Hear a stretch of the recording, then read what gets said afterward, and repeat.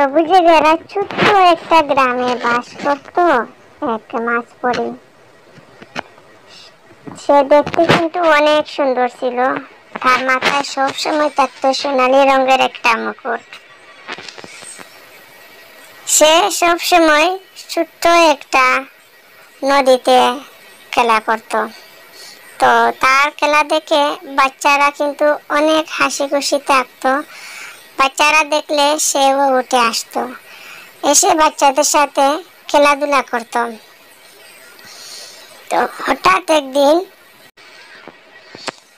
একদিন গ্রামের ছেলে সুমন সে আসলো নদীর পাড়ে একটু খেলা করতে। সে প্রায় সময় সেই গাছের নিচে আইসা বসে পানিতে খেলা করে। হঠাৎ করে তার চোখে পড়ল সুন্দর একজন মাছ পড়ে।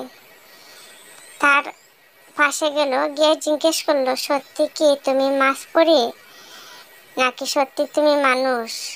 আমার কিন্তু তোমাকে দেখে একটু ভয় লাগতেছে।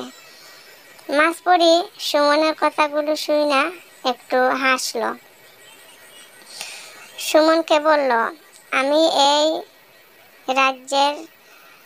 মাছের রাজ্যের রাজকন্যা, তুমি কি আমার বন্ধু হবা? সেটা শুনে সুমনও হাসলো। সে বলল, সত্যি যদি তুমি ভালো হয় তোকে অবশ্যই তোমার বন্ধু হব।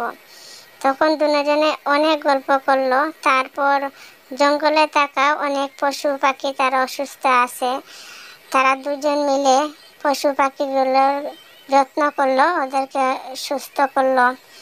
আর এভাবে তারা সময়গুলো কাটতে লাগলো।